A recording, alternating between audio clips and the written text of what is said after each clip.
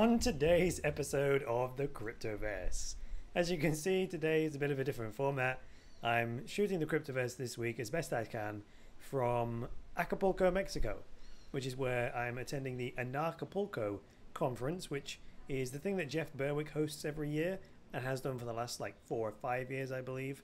And the whole idea behind Anarchapulco is to hear various speakers share information about alternative ways of living, alternative systems that can help us govern those new ways of living, and just generally bring about more freedom in the way we live our lives. Cryptocurrency being one of those key ingredients to bring about a freer financial system. So that's what I'm doing here. So I'm on my balcony right now in front of Acapulco Bay. I thought it might cause me to shoot a video with a nice backdrop as I've talked through various cryptocurrency news stories. So as I sit here, it's like 3 o'clock in the afternoon, and one thing I noticed is the overall market cap today is hitting quite a high point relative to where it's been over the last few days. So $431 billion is the market cap of the whole Cryptoverse according to CoinMarketCap today. And that's reasonably high, like I said, relative to where it's been recently. Now, Bitcoin right now is trading at $8,871, which isn't as high as the recent all-time high after the major crash and the subsequent recovery. The best we did recently was to hit $9,074.90. That was as high as we got.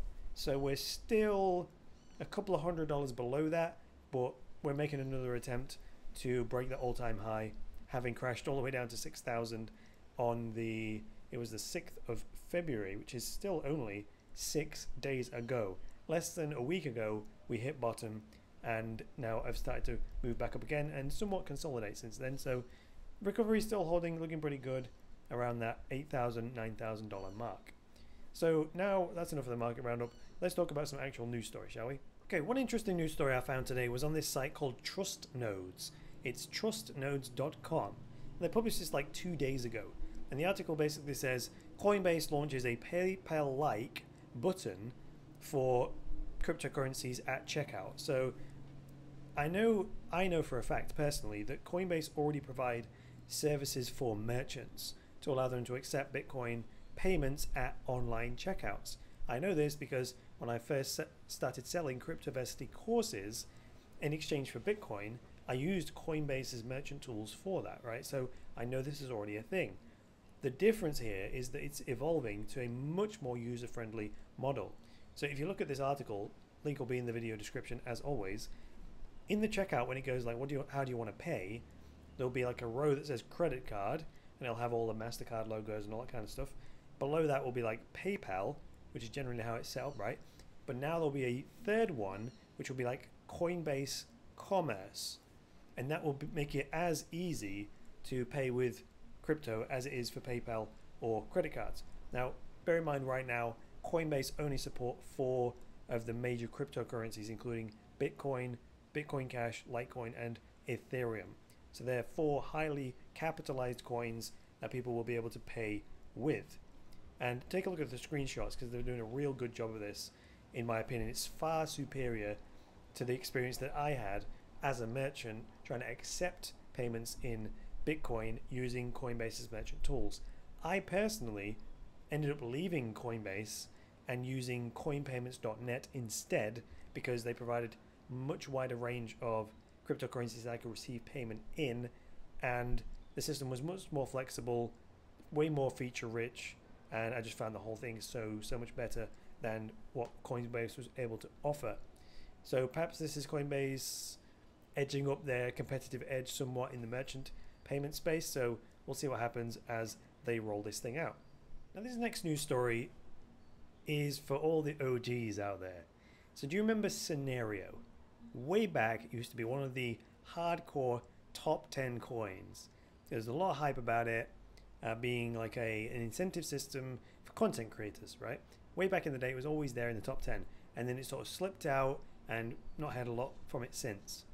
And then there was that thing where the co-founders fell out and whatever else, never mind that. Anyway, I found out about this news story when I got an email from Synereo saying Synereo migrates to the Ethereum blockchain. Long story short, they were saying they were previously trying to build it on the Bitcoin blockchain, And because of a lack of scalability, high transaction fees, and slow transactions, they decided to search for an alternative, and they decided to go with Ethereum because they can decentralize their business logic, right? Many months studying it and chose Ethereum. It says here, based on low transaction fees, the smart contract capabilities, and the infrastructure allows them to shift Synereo over to that. And they found Ethereum to be the right choice. Good news for Ethereum, right? Because as more systems build on top of Ethereum, the more essential Ethereum becomes, the more demand there is for Ethereum to pay the transaction fees, to process all this stuff, and that should, all things being equal, right, cause the Ethereum coin to appreciate, right?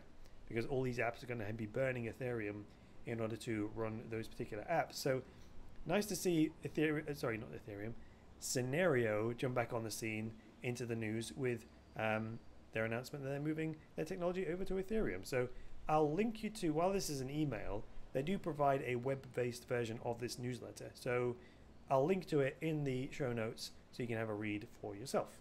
The next story I want to talk about today is Binance, right? So Binance is probably my favorite crypto to crypto exchange right now, right? User interface, fast performance, except for recently when it went down. Let's forget that. Let's assume that isn't factored into my analysis here about how good it is. And the range of coins and all the rest of it, right? Definitely my favorite cryptocurrency exchange. However, I get the same thing every time. Whenever I recommend Binance, what's the thing, the most common objection people give me? It's, Chris, but Binance charge horrendous withdrawal fees, right? That's their biggest downfall. Anyway, on the cryptocurrency subreddit, it's reddit.r/cryptocurrency, someone has started a campaign saying, can we all come together on this and let's make it known to Binance that we all want their withdrawal fees reduced. Someone actually doing something about it. So if you're one of those people that object to me supporting Binance and saying it's one of the best cryptocurrency exchanges out there on the basis that it has horrendously high withdrawal fees, then I expect you to participate in this campaign and campaign and lobby almost Binance to reduce their withdrawal fees. As far as I can tell, and in my experience, the withdrawal fee works out to about $10 for each withdrawal. So if I wanted to withdraw some EOS, and like EOS was at $10, then they would take one of those EOS as a fee when they withdraw, right? And then depending on the price of EOS, if it went up to $20, then of course they would charge me half an EOS when I was withdrawing EOS. And the same goes for whatever other coin you're trying to withdraw, right? They'll charge you $10 equivalent of the coin that you are trying to withdraw. But what that led me to do in particular was pile up coins on the exchange until a certain threshold was met, just so that it was worthwhile, right? I didn't want to be withdrawing $100 worth of, let's say, EOS at a time and incurring a $10 transaction fee, because that works out to 10% transaction fee, for withdrawals.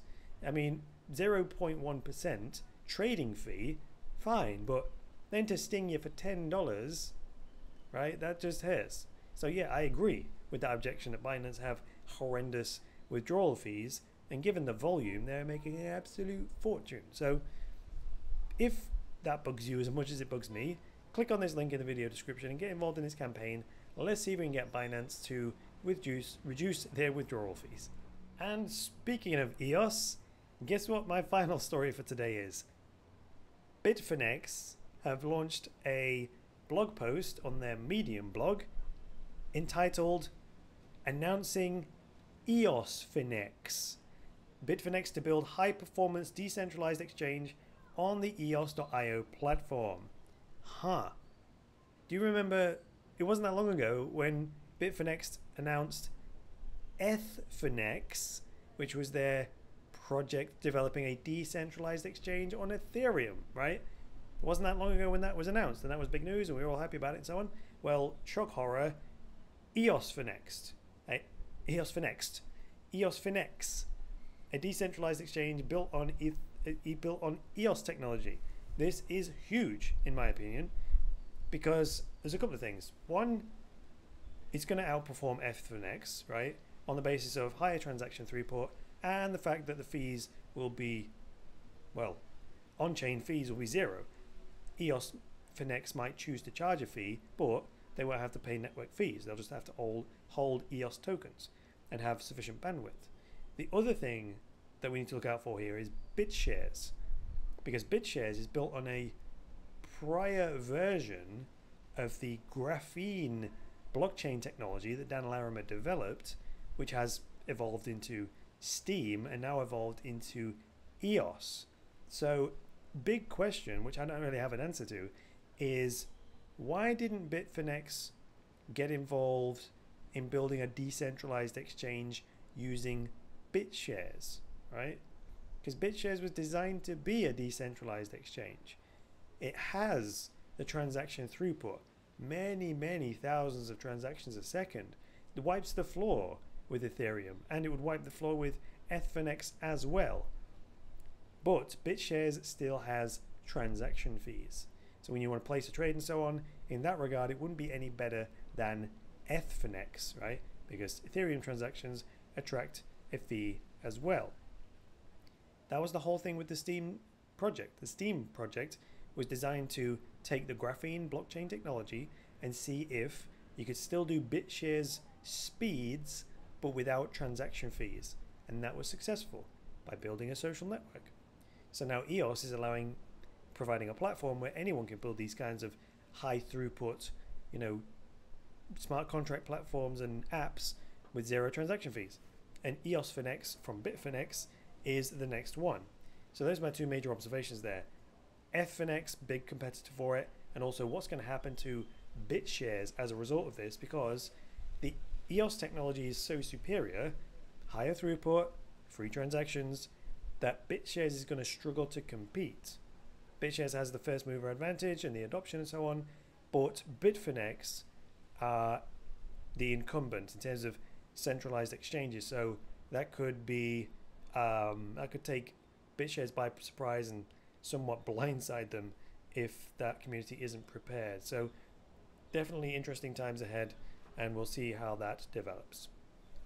Alright guys, that's all for today. If you like this episode, go ahead and hit that like button, and if you're new around here, get subscribed. And if you would like access to my very best material, such as my structured online courses that will teach you things like how to make and save money with Bitcoin, you can check out my website, cryptoversity.com, click on courses, and you can take any one of the online courses that I've created for your educational delight. Alright guys, that is all for today. I'll be back tomorrow with some other version of the Cryptoverse. Maybe I'll do this format again. Let me know in the comments below. But until then, it's me, Chris Coney, saying bye for now.